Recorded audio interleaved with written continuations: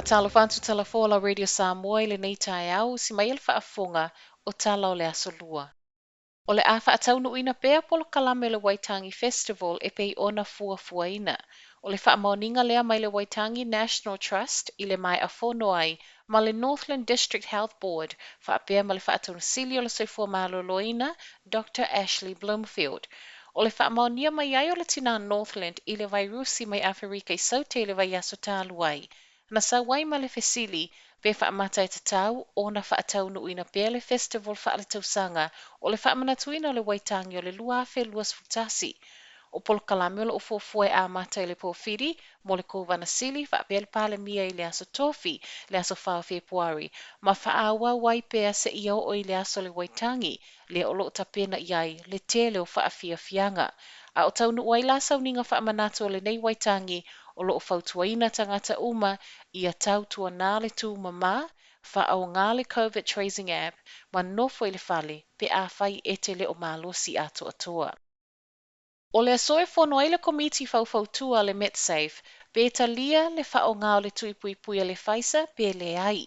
O New Zealand lo mawhaiona o au ina mai i le tele o atunuu, ua mai a whao ngā ina le tui a le Pfizer, ma ua whaamaonia i le pulo le MetSafe, Chris James o lo o whaiapea nei whiutana inga ma Ausitalia, Peritania, Amerika, ma se tasi o whaalapos potonga mai Europa i le tūlanga o iei tuinga i ia atunuu. O Ausitalia na ia talia i le vaiaso tālu ai le whaonga o le atui, peitai, mai le MetSafe o lo o whaiapea whaatala noanga o lana whaai unga tūto tasi. O le whanotanga i le so, o lo o whaamamafa le saunga le mua le tui a le Pfizer, ma lo nā o ngā, ma e le o mawhai o na whaamaunia i le so, pe a le lava whaamauninga e lango ai. A whai ai i oi le komiti fau-fautua i le so, o lona winga o le atu ina atu loa i le malo mo lana whaai unga muli ma o lo wha moe e wheiloa i minsta i se isi alato o whanotanga i le aso a tae au.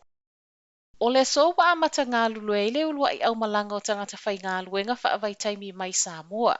O le silia ma le se lau lima se fulua i lato wa taunu i Hawke's Bay, o lea na uma i le aso sa whaato a uma atu le se fulu wha aso na whaanofo e se ai, ma o le aso na nafi, le ana saini ai kone karate, whaapia nisi o whaatala noanga ai ele i a mata ngā lulue i le aso. Ripotia le Hawke's Bay Today, o le isi au malanga o tangata piki e mai a whaanofo e se i le aso tofi nei, o isi o le aso ngafua, whaapia le aso wharaile o le vai aso asau. O le taunu umai o nei tangata piki mai Samoa, ele o mawhai lavo na au sia le whainu mero tangata whai ngā luenga whaavai taimi e pei o na masani ai. Ma o se popolenga lea, e tūsa masaunoanga le pulesili o le New Zealand Apples and Pears, Alan Pollard, mai le 5 afe o i lātou na mawhai o na talia visa whai ngā luenga o lea ua na o le 13 afe.